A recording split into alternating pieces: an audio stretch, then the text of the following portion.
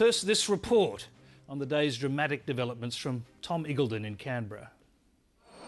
Kevin Rudd's in Washington, met by the former Labor leader he deposed, who's now ambassador. Working hard? Very good, absolutely. Labor's latest leadership battle was the subject of a press conference called for 1:30 in the morning local time. Well, ladies and gentlemen, it is with great sadness that I announce that I will resign as Australia's Minister for Foreign Affairs. There weren't the tears of Mr Rudd's last resignation. Because we chose to make a difference. Time, though, has clearly not healed Mr Rudd's scars from that day. And regrettably, there have been some similar factors at play today. It's time for some plain speaking on this. The truth is, I can only serve as Foreign Minister if I have the confidence of Prime Minister Gillard and her senior ministers.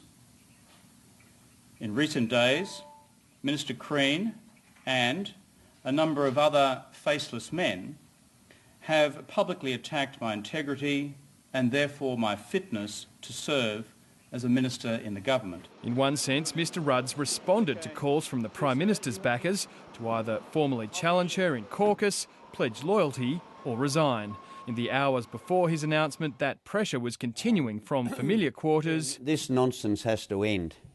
This is strangling the Labor Party of any oxygen. And from those who'd so far refrained from entering the fray. Enough is enough, and the issue must be resolved. So I think there's a collective responsibility and no one is excluded from it. Others were hinting the Prime Minister was getting ready to make her move. The view, I believe, is that she will make the correct call at the correct time on how she wants to deal with it. And in the meantime, you should be aware that the vast majority of the government completely support her. Mr Rudd spent much of the week defending what he calls baseless accusations of disloyalty from Simon Crean and other ALP colleagues, and says his move tonight is the only honourable course of action. When challenged today on these attacks, Prime Minister Gillard chose not to repudiate them. I can only reluctantly conclude that she therefore shares these views. And Mr Rudd finished his resignation statement with what amounted to a campaign speech. There is one overriding question for my caucus colleagues, and that is who is best placed to defeat Tony Abbott at the next election. And Kevin Rudd is a very popular politician. Everyone knows that. He's the most popular politician in the Labor government by a long shot.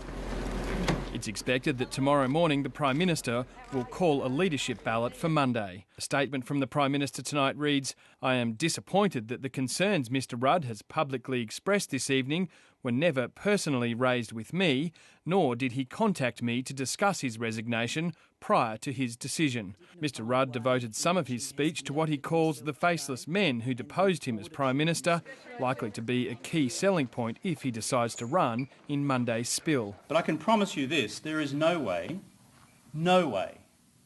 that I will ever be party to a stealth attack on a sitting Prime Minister elected by the people. We all know that what happened then was wrong, and it must never happen again. Julia Gillard's pitch will rest on Mr Rudd's control freak reputation from his time in power, despite his recent plea that he'd learnt his lesson. Sometimes the judgment's made by people you know, by your colleagues who are elected members of Parliament. And if it's a view that it must be other people making them do it, then probably it's more evidence that maybe nothing has been learnt. What may hurt a Rudd challenge most is the charge of undermining the Prime Minister after pledging loyalty to her when he was deposed. A number of journalists have started to realise that they've been lied to about the levels of support that was claimed, and faced with support that looked like it was diminishing rather than growing, the new tactic is what we've seen tonight. His backers are continuing to maintain his innocence. I think there has been a campaign to destabilise Kevin Rudd, and if he's responded occasionally to some of those claims whilst not trying to go out and have a public fight with the government or members of the government, then I think he's done the right thing. Julia Gillard's backers are confident they've got the numbers to crush Kevin Rudd on Monday, but his personal popularity does have undeniable appeal to a nervous backbench, and even a loss next week may not be the end of the matter. Tom Iggulden, Lateline.